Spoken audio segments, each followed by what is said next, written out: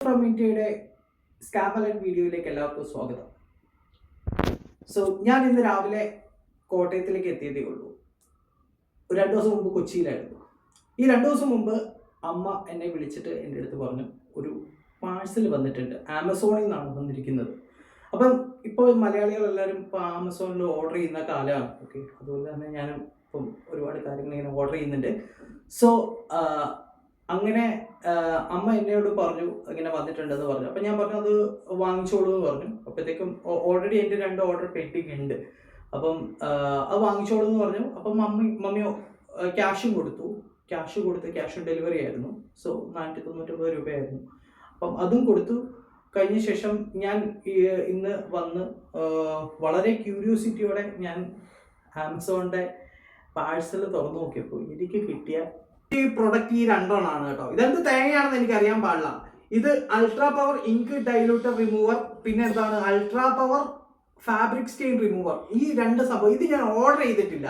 ഇതെന്ത് മാങ്ങാത്തുലിയാണെന്ന് എനിക്ക് അറിയത്തുമില്ല. ഓക്കെ, ഇത് വന്ന് 499 രൂപയും മേടിച്ചുകൊണ്ട് പോയിട്ട് ഈ പറഞ്ഞ പോലെ സാധനം നോക്കിയപ്പോഴത്തേക്കും ഇത് വെള്ളമാണോ ലിക്വിഡ് എന്ത് തേങ്ങയാണെന്ന് ഒരു പിടിയില്ല ഗൈസ്.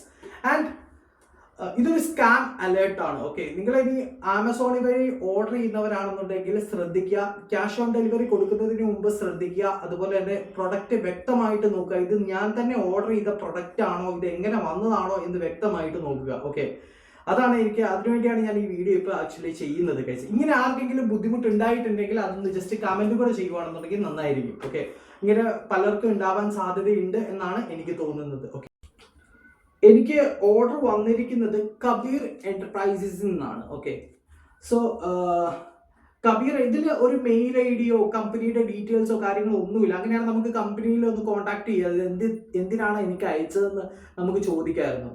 സോ ഗൈസ്, ഇങ്ങനെയുള്ള സ്കാം നിങ്ങളൊന്ന് ആലോചിക്കുക. നിങ്ങൾ ഈ പറഞ്ഞ പോലെ ഒരു ഓർഡർ വരുമ്പോഴത്തേക്കും നിങ്ങൾ വ്യക്തമായിട്ട് നോക്കുക. വ്യക്തമായിട്ട് നോക്കി മനസ്സിലാക്കിയിട്ട് മാത്രം ക്യാഷ് ഓൺ ഡെലിവറി കൊടുക്കുക എന്നതാണ് എനിക്ക് പറയാനുള്ളത്. ഓക്കെ.